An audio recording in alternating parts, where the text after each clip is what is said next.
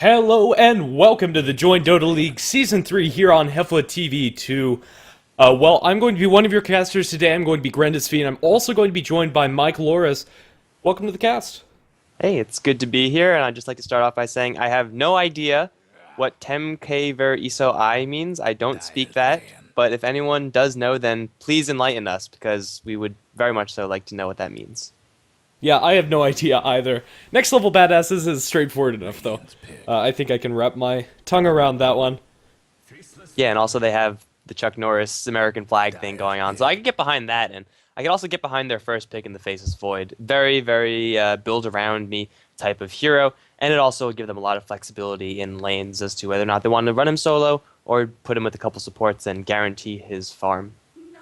Yeah, for sure, especially on the Radiant side, but TQVIA are going to go ahead and pick up the Nagasar and Enigma as their first two picks. Now, that's pretty scary.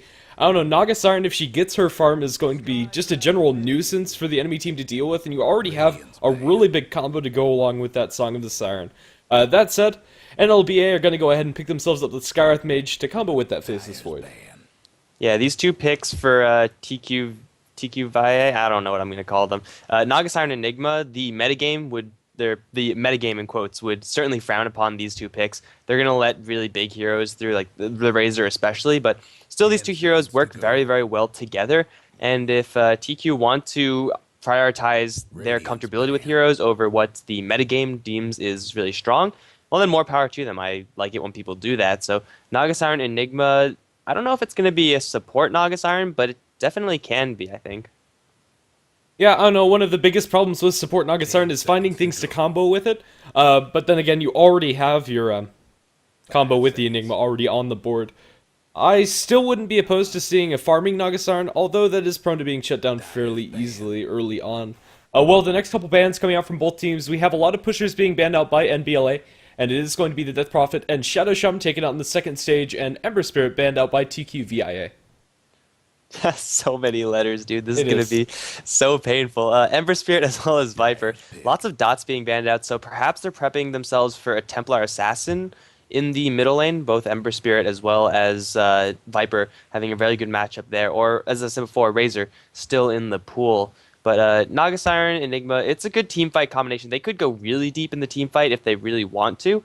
I guess it'll just depend on what they want to do, because clearly they're favoring more of what they want over over anything else. Yeah, I know, currently the meta is favoring those teamfight compositions, and really the Enigma is still seen a lot, especially in certain teams. But yeah, the Nagas aren't a little bit out of left field. Yeah, I think there's very few people that actually play the Naga Siren consistently in the current meta.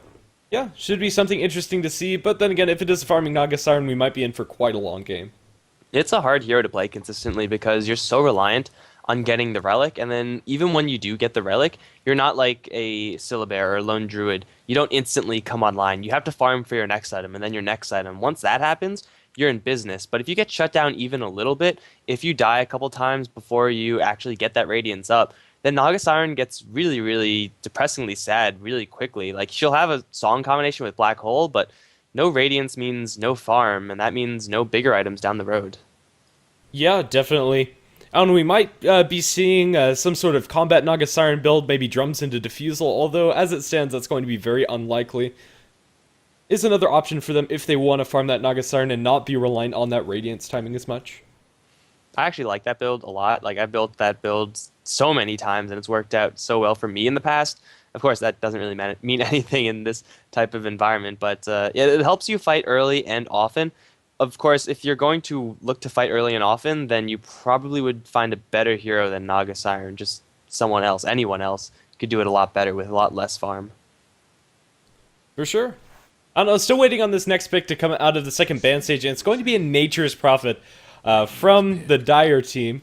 Well, already a lot of push coming out from them, a lot of summons from the Enigma Nature's Prophet, and if that is a farming Naga Siren going towards Radiance, a lot of split push as well.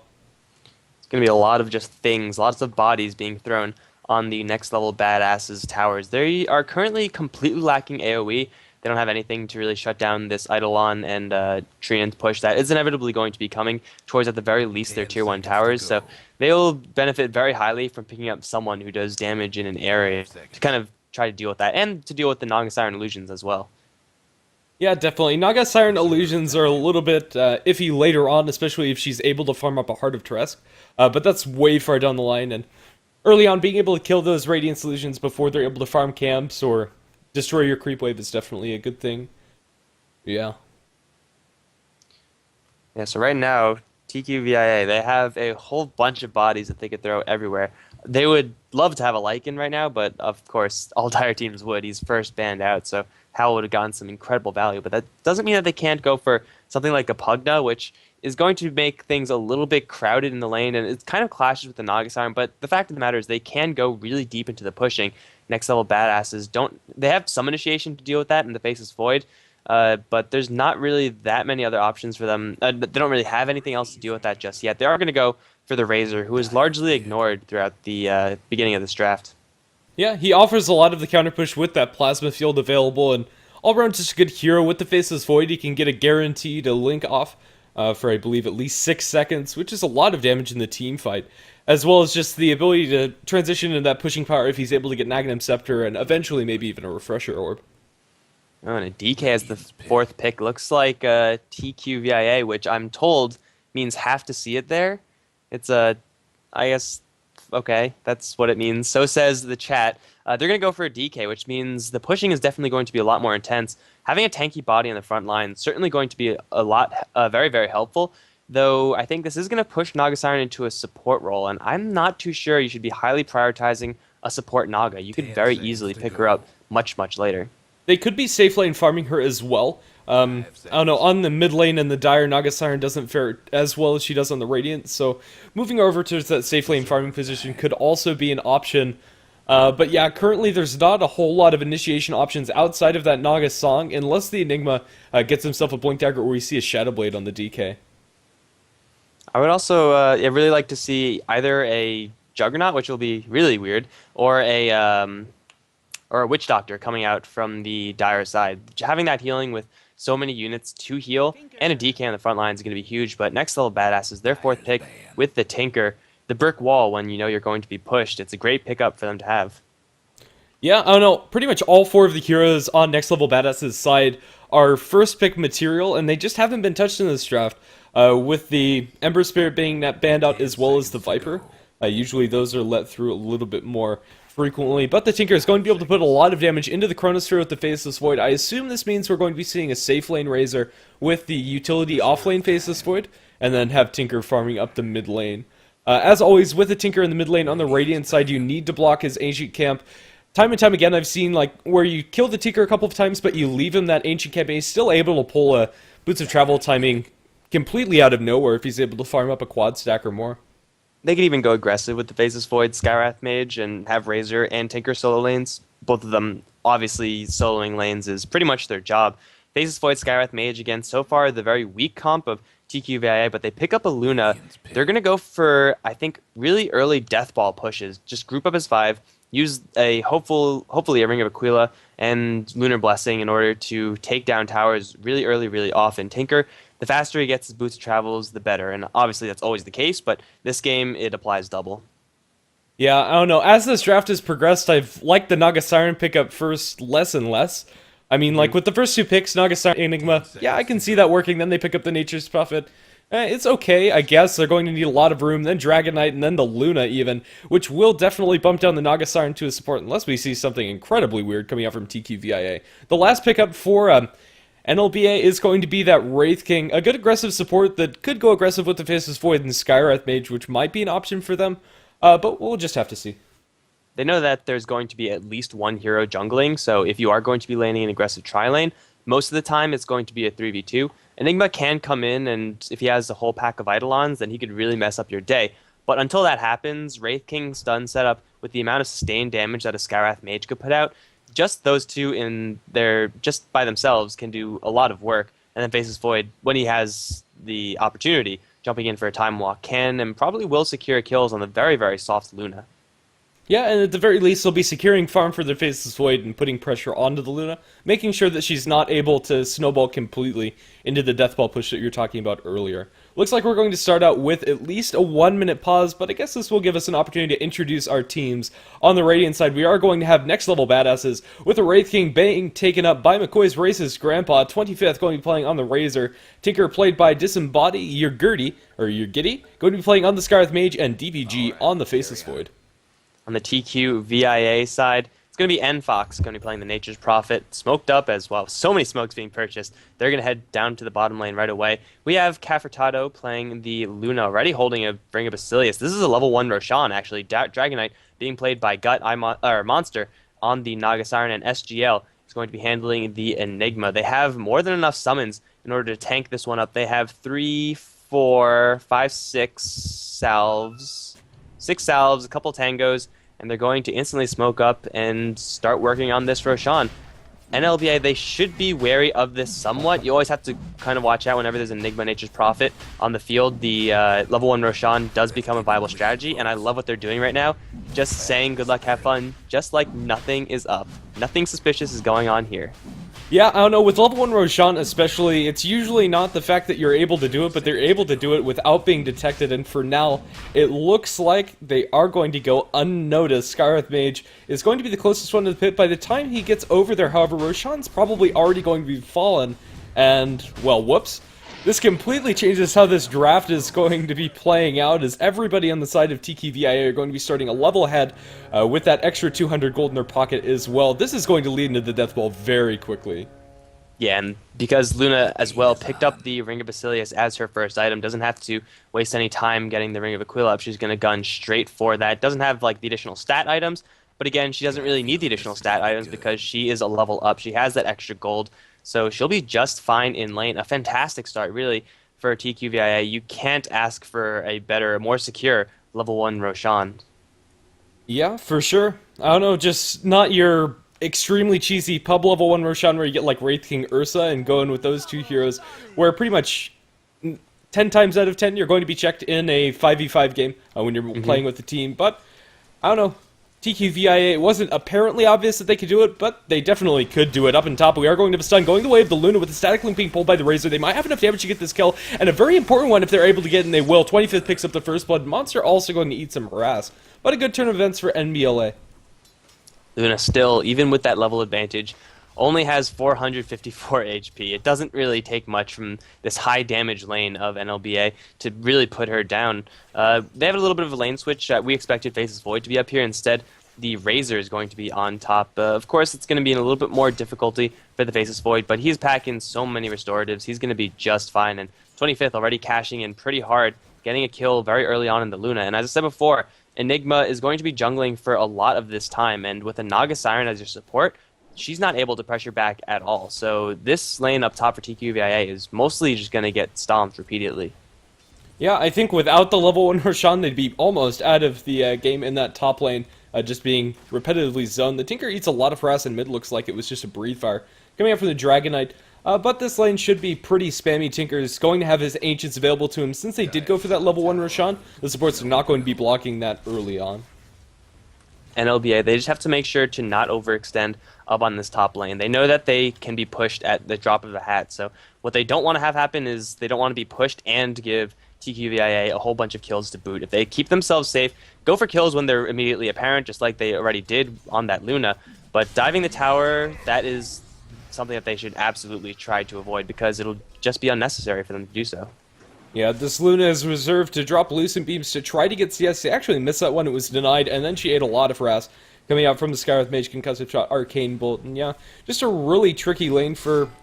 I'm not sure there's really any other options for the Luna, however. Maybe if she gets a Morbid Mask early, she could start jungling, but even that's fairly iffy. This is the price you pay when you pick up a Naga Siren as your first pick. You want to be super aggressive with this hero, but being super aggressive into a tri-lane like this, that'll get you killed really, really quickly. Maybe if Enigma comes in, then they could start something. I mean, he's already level 5. Enigma known as one of the fastest junglers, and having a Roshan level 1 boost certainly helps as well. But until that happens, the Luna is not getting any CS. Ring of Basilius will occasionally give her a beam to last hit with, but you need a little bit more than that if you truly want to be deathballing up and pushing towers. Yeah, I would have liked if they gave the Aegis the weight of the Luna instead of the Dragonite. Would have saved them from giving up that first blood at the very least. Delayed it. Well, both of the supports trying to give the Enigma a hard time as the Wraith King Skywrath Mage catch eyes onto SGL, but they won't get in range for the concussive shot and will eat a little bit of harass from these Eidolons. I don't think Enigma can get this kill, but Wraith King's going to be dropped below half health. I don't know, Naga Sirens is here. She's going to have a net. The Tango is going to help him regen a little bit. With the Wraith Fire Blast, that should secure his retreat. I don't know, the Elusive Beam's going to come after the net, and the Breathe Fire from the rotation of the Dragonite will secure that kill. And now the Skywrath Mage is going to be in a lot of trouble with the Dragon Tail. One more auto attack, double kill for Gut. NLBA, they overextend just a little bit too much. I mean, looking for kills is fantastic, but again, they went really, really deep into the enemy jungle, knowing that there's Nature's Prophet on the field. He's level 5, so teleportation is going to be cooling down very, very swiftly. And NLBA, they lose one too many heroes. Again, you have to respect the fact that Eidolons, especially when there's a full 6 of them, they will destroy your health pool. In the meantime, Disembody is going to get jumped upon by Nfox, trying to go with a little bit of body blocking with his Treants. Nothing's really going to come of this. Tinker slowed down a little bit, doesn't have any Ancient stacks just yet, doesn't have boots just yet. He's 14 for 2 versus the DK 16 for 2. DK holding a very strong lead in this middle lane. Yeah, Disembody had one Tango available, so he'll be able to stay in lane at least for now. So he wasn't forced all the way back to base, but still some decent harass being dropped on him by the Nature's Prophet. The Void was given a little bit of room with that rotation, has caught up with the Nature's Prophet in levels, and has made a little bit of an advantage in CS, leading by about 7. Faceless Void is definitely a hero that can go for solo kills on the Nature's Prophet. Nature's Prophet, he's relatively tanky as far as int heroes go, but still, he's not someone that I would call tanky.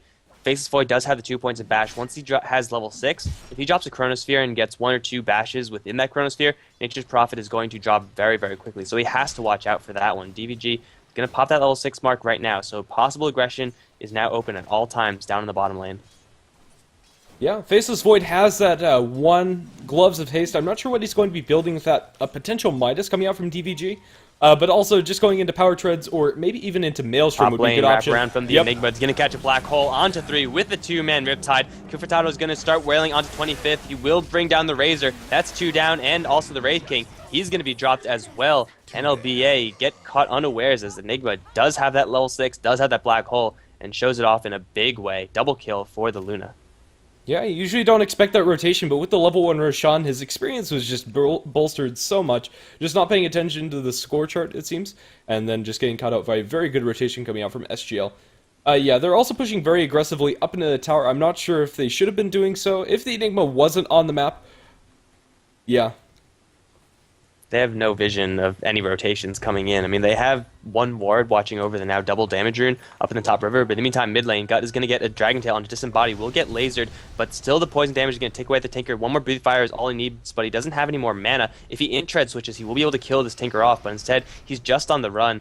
Yurgity with the Skywrath Mage. Although Tinker coming back in, Gut is still without mana. In-tread switch, man. You could get the kill right now. He's going to get silenced, and here comes SGL for the stun on Disembody. Secondary stun will happen shortly, and the Midnight Pulse clearing all the trees. Gut will, in the end, secure the kill. It just took a little longer than it really had to. That was a really weird play by the Tinker. He had 2 bottle charges available throughout the entirety of that fight. As soon as he dropped that low, he could have started bottling once the poison tick wore off on him, and then he could have turned for a rocket and gotten the kill on the Dragonite as well. So just a couple of little micro plays that cost each other the kill, but in the end, the Tinker is the one that's going to fall. It's a really big kill on a Tinker as well. You have to shut down this Tinker as much as you can, really in any game, but especially this game when they're planning on pushing. A 6-to-1 kill advantage is pretty intense in favor of TQVIA since they are going to be looking to group up and push soon. Enigma does have his maxed out summons, as does, oh, actually Nature's Prophet only with 1 Nature's Call, kind of uncharacteristic, and he's going for a Midas. So maybe they're planning on delaying their potential pushing until a little bit later, maybe waiting for Luna to get a couple more items? Yeah, I guess so. And Luna, her item progression really isn't all that fast. She has the Power Treads as well as a Ring of Aquila, but that's going to be all that she has in her inventory for now. So maybe waiting for a potential BKB, but against the Faceless Void, maybe not her first item choice. Could also just go for the Manta, great for pushing down the towers with the extra illusions that get the bouncing glaives. Well, just going for drums at this point. She's working on a budget, so you might as well get a budget item. I think the Nature's Prophet build is, I'm not sure how much I like it. Teleportation is obviously a fantastic skill. You're going to be maxing out eventually. But Gut has level 6. And Poison Dragon really wants to be pushing towers almost every single time it's up, or at least fighting every single time it's up. And level 1 Nature's Call is not the most impressive skill in the game. So the pushing from TQVIA, it could be really strong if they wanted to, but as of right now, it's just not. Yeah, down in bottom we have a time walk forward by the Faceless Void, but does not drop the Chrono on the Nature's Prophet. So in the end, he probably could have gone for that. I don't know. Nature's Prophet, not the easiest kill, unless he does get a couple of lucky bashes, which is level 3 on the time lock. It's an awkwardly balanced build. 2 time walk, 2 backtrack, 3 time lock. Usually it's, maxed out on something by now. Opting for more backtrack in a Nature's Prophet lane, you can understand maybe 1, protect himself from some Treant harassment, but there are only 2 Treants summoned, so I don't really think that's the biggest threat. But what is a threat on the top lane is that Enigma has, once again, his Black Hole. You'll see the 2 supports as the DK Illusion does come in. SGL instead wants to go for 25th as the Wrath of Nature burns through his life points very quickly, and then the right clicks very, very easily will snipe off the Razor. The rest of the supports not having any part of that. Here comes the Death Ball. There's 1 level only on Nature's Call still, but with maxed out Eidolons and a Buckler and a Ring of Aquila active, they should be able to take down this tower, or at least force some sort of response from NLBA. Yeah, I'm not even sure if they could actually defend against this tower push, especially if the Tinker doesn't rotate. But speaking of the Tinker, he is making his way towards top, and with the Glyph pop, they might be able to secure the deny, but I think that's about all they're going to be able to get. Well, we have to watch out for this Chronosphere. DVG can time walk in. It's not the biggest, but he's going to jump forward onto N-Fox regardless. Has no mana. There's the mana for Chronosphere. He will drop it onto the Nature's Prophet, but instantly the song and the Eclipse. Huge miscommunication from TQVIA. Now they have to back off. They're probably happy that they didn't fight that fight. Actually, Enigma is in the middle of everything. Okay, and he's going to get killed immediately. But yeah, TQVIA, they messed up just a little bit with their ultimates. Yeah, definitely. And then you have the Enigma positioning after the song. That was really weird. The Nagasaran went for the song in a great position after the Chronosphere was dropped. It stopped pretty much everything the NBLA was supposed to drop. I think if Luna held onto her Eclipse and they got the Enigma into position all at the same time, that would have been fine. But in the end, Luna dropped her Eclipse before during the song coming out from the Nagasaran, and then Enigma went in position for the Black Hole. But after that, the Luna had already backed off, and just a lot of quirks coming out from this team communication of TQVIA. I mean, that's the kind of idea they had when they drafted it, is I'm going to sing, you Black Hole, and we're going to clean up. So with that game plan in mind, it's kind of understandable how they were kind of miscommunicating all throughout that fight, but at the same time, you have to know when to back off. And you back off once your Luna wastes her Eclipse onto absolutely no one. She's going to go for the drums, by the way, and instantly TQVIA with now a Medallion on Nagasaran. They're going to work down this Roshan NLBA. They are making no moves towards that Roshan pit just yet. This is going to be an easy secondary Aegis, and even more golden experience for the Dire team. Yeah, for sure. Medallion Nagasaran makes this very easy, and even though they only had the 2 Treants from Nature's Prophet, they converted one of them into the Eidolons. They leave the Aegis for the Luna. I like this move coming out from them, and she is going to finish up the drums, which is great if they're just going to start 5-manning down now. Probably one of the most valuable items that you can pick up for your team. You definitely want one, and yeah, very good if you want to go for this early 5-man. They really have most of the items that they want to have if they're going to be going for pushing, with the exception of a pair of Arcane Boots. So they're going to be running dry on mana eventually, especially the Nature's Prophet. Of course, he could bounce back to the base, juice up, and then come right back. But they have a mech, they have a Ring of Aquila, they have now drums, Medallion to focus down whoever's whoever's going to get too close. It might be a tier 1 for tier 1 trade, but they're pushing just way too fast with all these summons. They're going to defend their mid lane, and still Gut with that dragon form could look to even push down the mid lane once they get a little bit of momentum down bot. Force the attention of NLBA to split between mid and bottom. Yeah, I don't know, for now, Faceless Void rotating down towards bottom, but he's not going to be able to find anybody on the retreat. Finally, we have the Tinker Boots of Travels, but it's without a Soul Ring, and without the Soul Ring, he's going to have to go back and forth from base very quickly. Usually you have like 1 or 2 rotations of spells with just the Boots of Travel.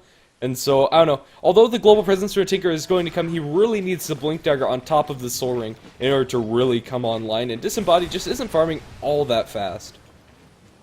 DK and Co. They're looking for a fight in mid and Fox. That was a blind Sprout, I believe. It was a good attempt. I mean, sometimes you just got to go for it. But there's a whole bunch of heroes, with the exception of Luna, in the mid lane for the Dire side. They're just going to, I guess, secure control of the enemy jungle. They are spotted out by a ward, so there's no hidden antics going on here just yet. But they could go for the bottom lane. It is pushed out rather far. either way, they're probably going to look towards a tower very, very shortly. Yeah, looks like that is the case. After farming up a couple of waves up top, Luna is going to join the rest of her team, and, well, it looks like 5-man Dota it is going to be, as NLBA are also grouped up towards the mid-tier 2. Of course, with 5-man Dota, you have to respect the Chronosphere at all times. You have to respect maxed out March the Machines. Tinker, if he gets picked off, then TQVIA should have a really easy time jumping in. And this might be an opportunity as Disembody is going to teleport down to the bottom lane, start laying down some of that March. This creep wave is not going to last very long at all, and even NFox taking a pretty big hit from those machines. No pipe in sight for TQVIA, so their push stopped dead in its tracks. That's the power of a Tinker. Yeah, for sure. I don't know, this Midas coming out from the Nature's Prophet just kind of feels a little bit out of place in their team.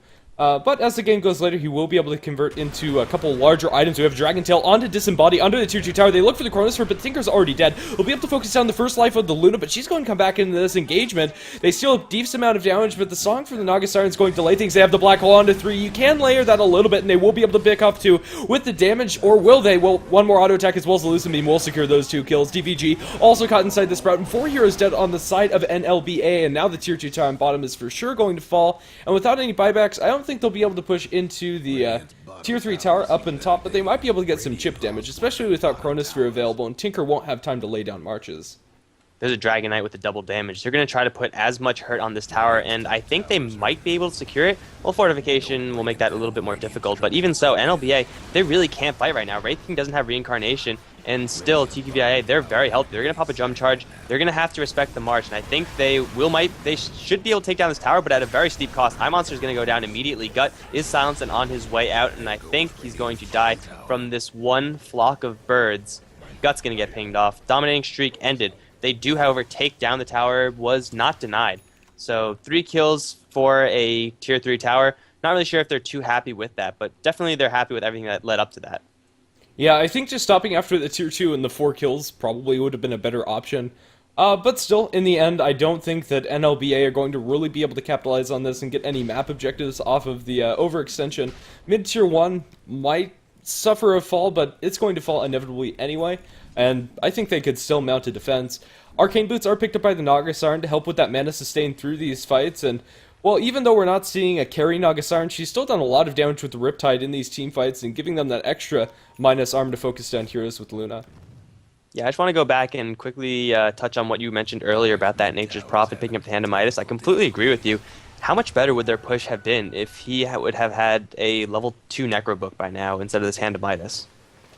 Yeah, definitely, or even a Maelstrom to push out the waves a little bit more. I think Necronomicon is probably the better choice, but still, just anything other than the Midas. It's not really helping you much, and yeah, just it doesn't match the playstyle. Maybe even finishing the Orchid would be good if he's able to silence the Faceless Void before the Chronosphere, which it looks like that's going to be his next item, but he'd definitely have that completed if he didn't go for the Midas.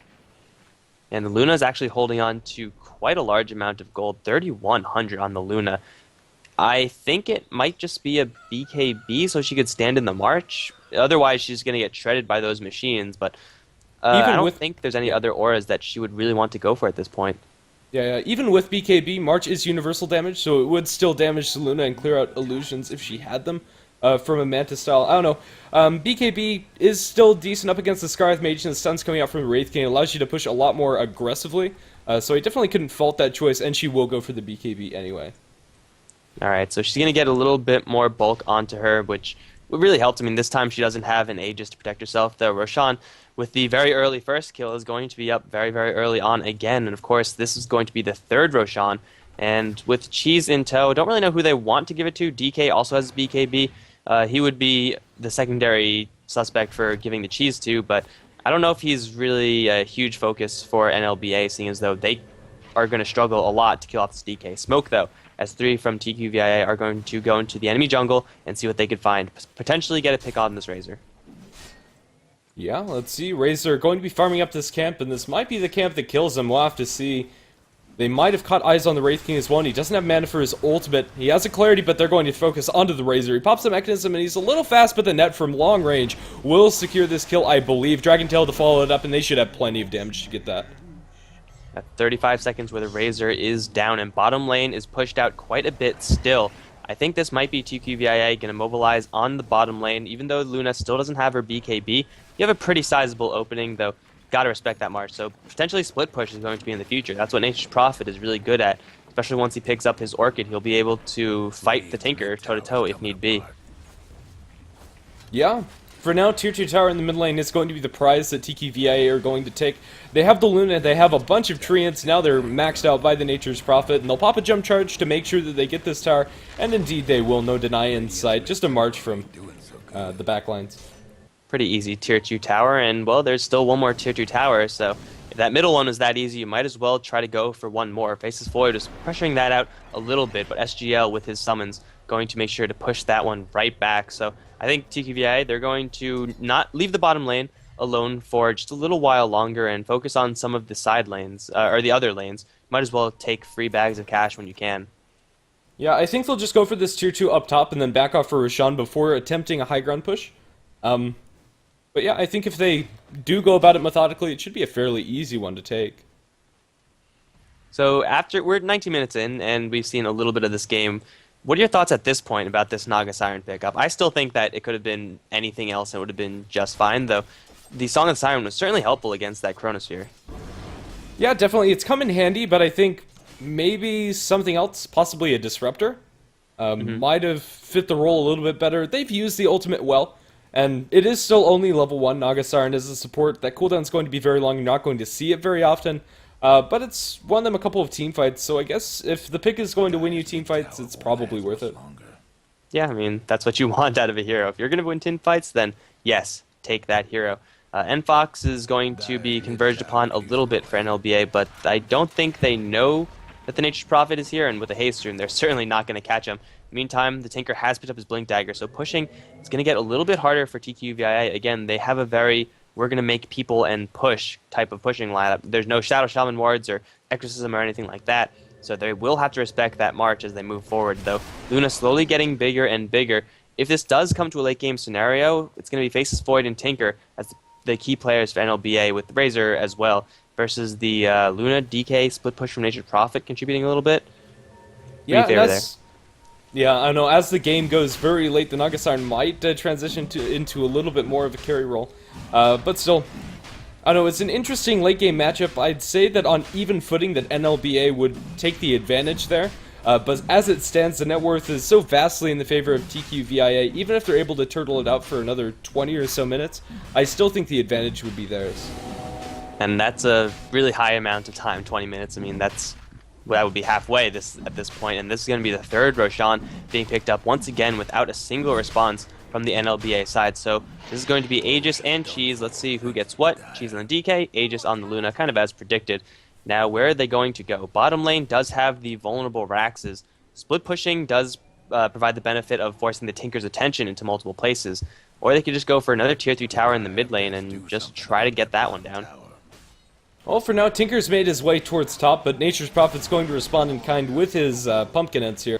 And, well, since the marches are going to eventually dissipate, he'll be able to farm this up and start pushing, but the rest of his team is actually going to follow suit and not continue the push down mid. They'll leave the Eidolons. Yeah, the reason the bottom lane push worked so well was because Tinker didn't have his Blink Dagger. He kind of teleported right in front of a DK, and that's never what you want to do ever on any hero. So the March of Machines wasn't the problem. Getting a pick on this Tinker is going to be really difficult. They don't have any Blink Daggers or anything like that. However, they will catch Disembodied. Can they stun him out? They will. The Midnight Pulse doing the job. Midnight Pulse MVP. Securing the kill on Tinker. Here comes Yergi from the side. Going to get a huge Chronosphere with the Mystic Flare onto the Enigma. Curvitado is still alive, but sleeping is everyone else.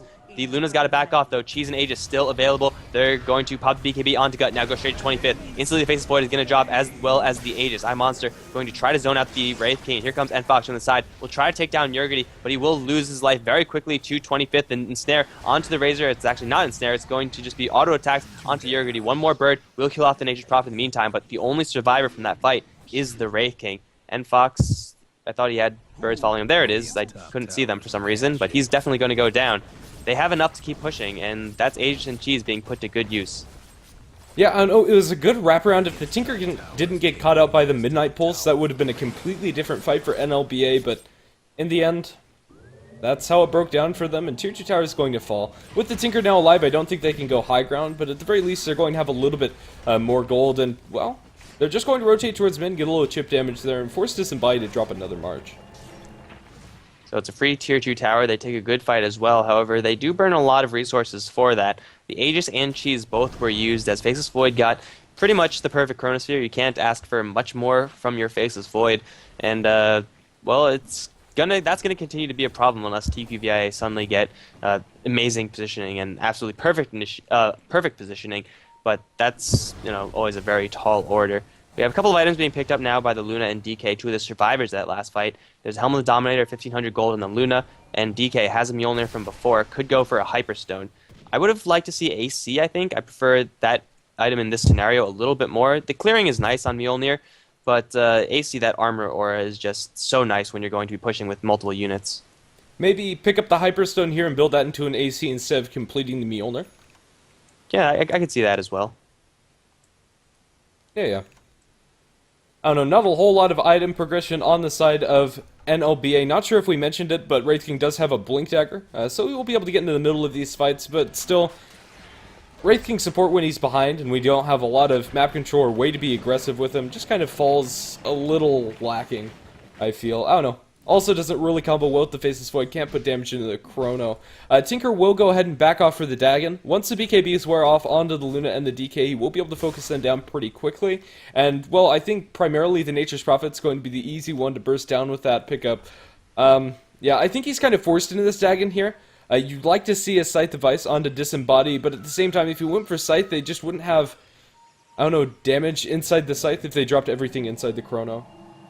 Yeah, Scythe device definitely has its benefits, but at the same time, you need to be able to do something as if you're Disembody, though.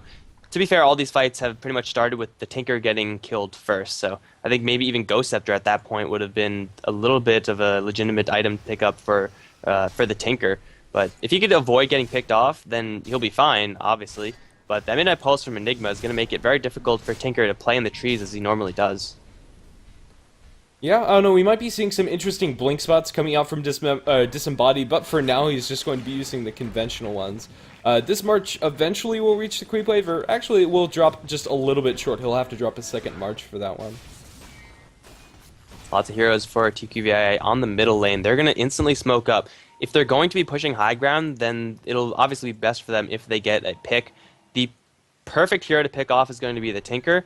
But I don't know if Tinker is going to want to teleport down to the bottom lane. If TQVI are super patient, they might get rewarded here with a Tinker teleportation in. But at the same time, if the Tinker doesn't want to TP in, they could just be wasting a lot of their time. Well, with NFox blinking in, that's a little bit more obvious as to TQVI's attentions. Well, yeah.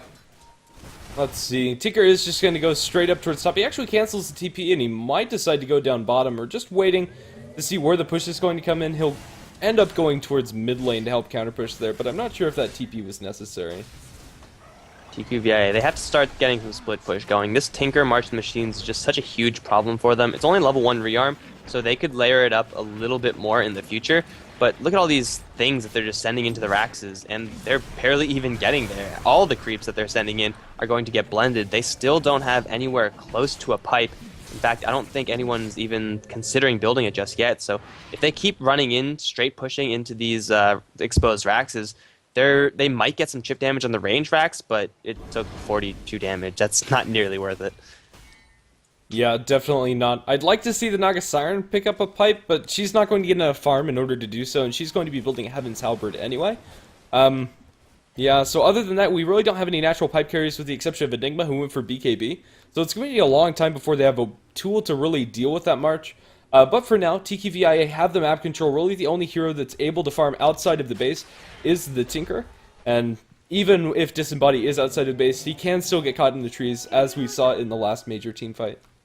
A lot is riding on this Tinker. If he gets picked off without buyback, then NLBA, they're going to be taking a very, very rough fight, because Faceless Void and Razor, as you mentioned before, they're not getting that much item progression, and once a Heaven Halberd comes up on Naga Siren, the Faceless Void doesn't have anything near a BKB, nor does the Razor, so their right clicks are not going to be flowing at all. So if this Tinker gets picked off, that spells doom for NLBA, so he has to make sure to either play it very careful or play it a little bit fast and loose and hold buyback at the same time. Yeah, for now it's just kind of a standoff game with Tinker turtling, which is probably one of the best ways that Tinker can approach a game like this when you're behind. Nature's Prophet goes for the Maelstrom for a little bit extra push, and it looks like Dragon Knight is going to be opting for that Assault Cuirass as he hasn't completed the Mjolnir, excuse me. Ah, well, I already said that I like this, so good on you, DK. I agree with your itemization. It looks like TQVIA, they're going to wait, just chill for another Roshan.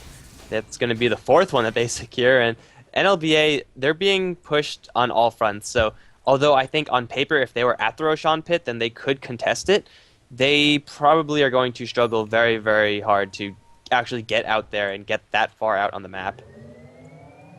Although I was in favor of getting the level 1 Dagon, I don't think leveling it up at this point is worth it at all. That's going to make sure that Disembodied does not have gold for buyback, and even more, he's not going to have the ability to buy back. He goes very aggressively up onto NFox. I don't think he'll be able to chase him down, however. And yeah, I'm not a huge fan of this choice. What are your thoughts on Dagon level 2?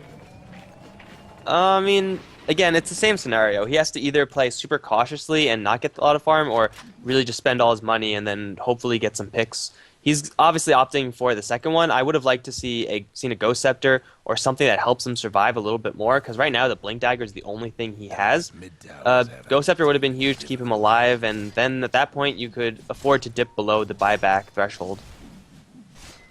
Yeah, but as it stands, Tinker needs to play very cautiously, even though he went for the Dagon, because he can't afford to get picked. I don't know, I think if he had buyback gold, maybe he could go for the Dagon too, but still, I don't know. Let's see. At any rate, Roshan is... Well, actually, we're going to have a pretty short Roshan, so TQVIA are going to make sure to secure that in a hurry. However, NLBA, this time they're smoked up, and no one is really in the area for TQVIA to reveal this. Gut might take the brunt of this. If he's quick with his BKB, he'll be fine, and he's going to get the stun. No, canceled. McCoy struggling to throw it out. SGL is going to jump forward with the black hole, catching literally nobody. And now is a good time for NLBA to fight. However, Gut going to pop his Dragon Form, will instantly get stunned.